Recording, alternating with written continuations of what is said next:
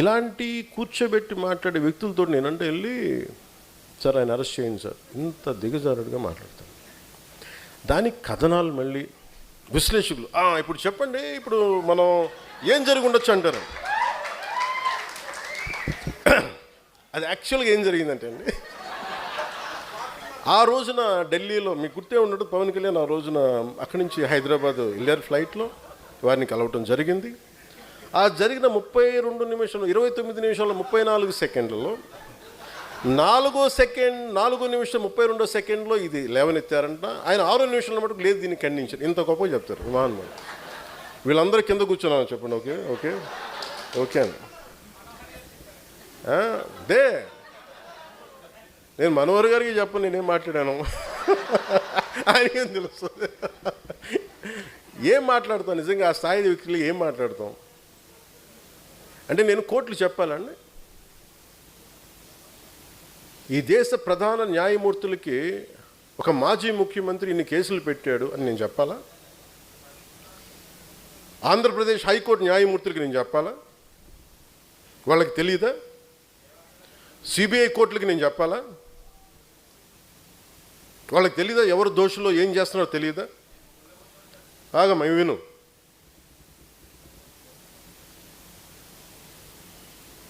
ఏ కేసుల్లో ఎవరు చేస్తున్నారో వాళ్ళకి తెలియదా? అందుకనే కదా దాఖలైన కేసులన్నీ.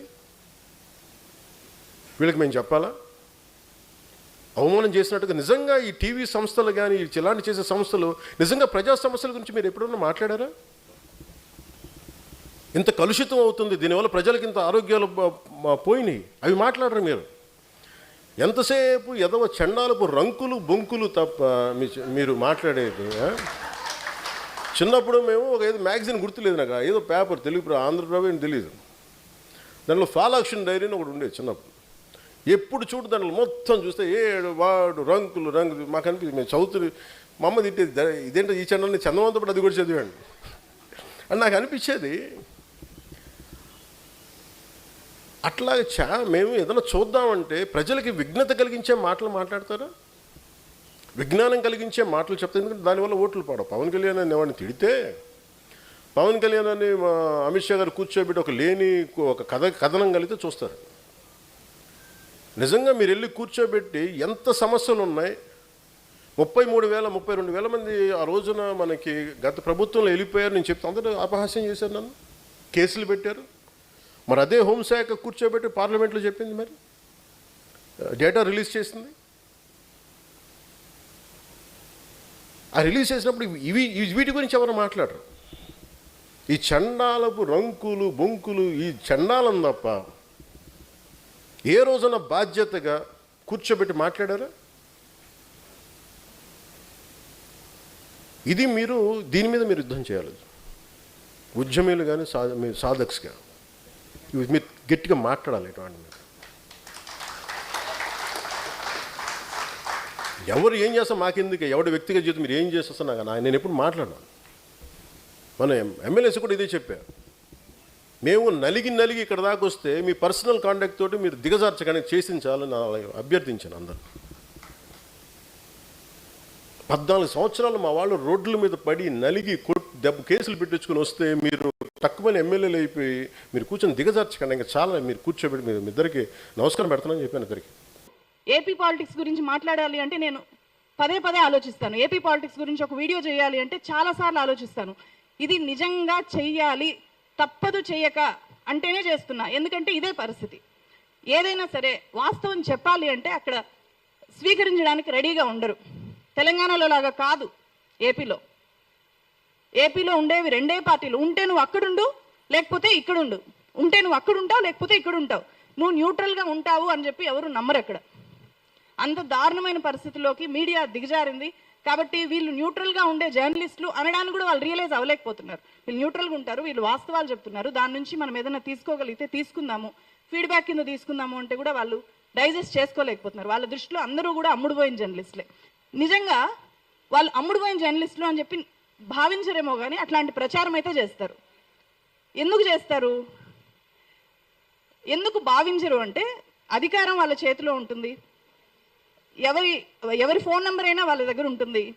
ఫోన్ నెంబర్లతో PAN account PAN number attach అయి ఉంటుంది. ఎవరి అకౌంట్లోకి ఏ పార్టీ నుంచి ఎంత ఫండ్ ట్రాన్స్ఫర్ అయ్యేది గవర్నమెంట్లో ఉండే వాళ్ళు ఈజీగా తెలుసుకోవచ్చు. అట్లాంటివి ఎక్స్పోజ్ చేయొచ్చు కదా. నాగేశ్వర్ గారి ఇన్కమ్, లీగల్ ఇన్కమ్ ఎంత ఉందో నేను అందుకే చెప్పాను. నేను చేసిన వీడియో స్టార్టింగ్లోనే 10 లక్షల రూపాయలు లీగల్ ఇన్కమ్ పొందుతున్న వ్యక్తికి ఏదో టీడీపీ దగ్గర, వైఎస్ఆర్సీపీ దగ్గర డబ్బులు తీసుకోవాల్సిన అవసరం ఉంటుందా? ఎందుకు ఉంటుంది? పోనీ ఆయన ఏపీ పొలిటీషియన్గా మారాలనుకుంటున్నారా? రాజ్యసభకి వెళ్ళాలనుకుంటున్నారా? ఏమీ లేదు కదా. అంతకు మించిన మీ దగ్గర ఆధారం ఏమైనా ఉందా అని చెప్పి ఏమీ ఉండదు. నిజంగానే అకౌంట్స్ బయట పెట్టచ్చు కదా. పలానా పార్టీ నుంచి పలానా వ్యక్తికి ఇంత ట్రాన్స్ఫర్ అయింది అని చెప్పి తెలుసుకోలేవా? గవర్నమెంట్లో ఉండే వాళ్ళు తెలుసుకోలేరా? చెప్పచ్చు కదా. అట్లా ఎప్పుడు చెప్పరు, ఎందుకంటే చెప్పలేరు. ఫస్ట్ ఒక జర్నలిస్ట్ మీద తీవ్ర స్థాయిలో అటాక్ జరుగుతోంది అంటే ఆల్రెడీ అన్ని రాజకీయ పార్టీలు ఆ జర్నలిస్ట్ని కొనేయడానికి, వాళ్ళ వైపు తిప్పుకోవడానికి ప్రయత్నాలు చేసుంటాయి. ఆ ప్రయత్నాలకి లొంగనప్పుడు దాడులు చేస్తాయి. ఇది నాకు చాలా చాలా ప్రాక్టికల్ ఎక్స్పీరియన్స్. సో అందుకనే ఈ సందర్భంగా టీడీపీ ఖచ్చితంగా క్షమాపణలు చెప్పాలి అని చెప్పి ఒక జర్నలిస్ట్గా నేను డిమాండ్ చేస్తున్నాను ఈ వేదిక నుంచి. వాళ్ళు క్షమాపణలు చెప్పి వాళ్ళు ట్విట్టర్లో పోస్ట్ చేసిన ఆ పర్టికులర్ పోస్ట్ రిమూవ్ చేయకపోతే కనుక ఖచ్చితంగా సార్ని డిఫమేషన్ కేసు వెయ్యాలి అని చెప్పి రిక్వెస్ట్ చేస్తున్నా. ఇక్కడ ఇంకొక విషయం కూడా చెప్పాలి. రాజకీయ పార్టీల మీద, రాజకీయ పార్టీ లీడర్ల మీద మనం ఒక వ్యాఖ్యానం చేస్తేనో లేకపోతే ఒక వాస్తవాన్ని చెప్తేనో వాళ్ళు అంత అఫెండ్ అయిపోయి ఇలా దాడులు చేస్తారు. అలాగే రీసెంట్గా మనం చూసాం బండి భగీరథ్ కేసులో చాలా మంది జర్నలిస్టులకి, ఇక్కడుండే వనజ మేడంకి కూడా నోటీసులు వచ్చాయి, వీడియోలని డౌన్ చేశారు, చాలా చేస్తున్నారు. సో అంటే మీ దగ్గర పవర్ ఉంది కాబట్టి ఆ పవర్ని మీరు ఎలా అయినా యూజ్ చేయొచ్చు. మా దగ్గర పవర్ ఉండదు, మేము ఇండివిజువల్ వ్యక్తులం కాబట్టి మేము నిస్సహాయంగా ఉండిపోవాలా? మా డ్యూటీ మేము చేయకూడదా? ఆయన డ్యూటీ ఆయన చేశారు. సో మీ డ్యూటీ ఏంటో మీరు తెలుసుకోండి. మీరు చేయాల్సిన పని పక్కన పెట్టి అటాక్ చేయడమే డ్యూటీగా పెట్టుకోవడం ఏంటి? రాజమండ్రిలో పవన్ కళ్యాణ్ గారు మాట్లాడినప్పుడు కూడా ఆ మొత్తం అరగంట సేపు నాగేశ్వర్ గారి మీద మాట్లాడాల్సిన అవసరం ఉందా? ఒక రాష్ట్ర డిప్యూటీ సీఎంకి నాగేశ్వర్ గారి మీద మాట్లాడారు. నాగేశ్వర్ గారి మీద ఎందుకు ఈ స్థాయిలో ఫ్రస్ట్రేట్ అయి మాట్లాడుతున్నారు అని చెప్పి ఆ అరగంట మీటింగ్ కనుక మనం చూస్తే తమిళనాడు పాలిటిక్స్ ఆయన్ని చాలా ఇబ్బంది పెట్టేశాయంట. తమిళనాడు పాలిటిక్స్లో విజయ్ హాలోగ్రామ్స్ పెట్టుకొని, ఫొటోస్ పెట్టుకొని గెలిచేశారంట. అది ఎట్లా అనిపించిందంటే ఎలా నవ్వాలో కూడా అర్థం కావట్లేదు. కనీసం ఆ మాత్రం దాన్ని రివ్యూ చేసుకోలేకపోయారా? విజయ్ హాలోగ్రాములు పెట్టుకొని గెలిచేశాడా? విజయ్ మక్కల్ ఈయక్కం అని చెప్పి ఒక ఆర్గనైజేషన్ 2009లో మొదలు పెట్టాడు ఆయన. ప్రతి విలేజ్ని టచ్ చేశాడు, ప్రతి విలేజ్లో వాలంటీర్స్ని బిల్డ్ చేశారు, పెద్ద నెట్వర్కింగ్ చేశారు.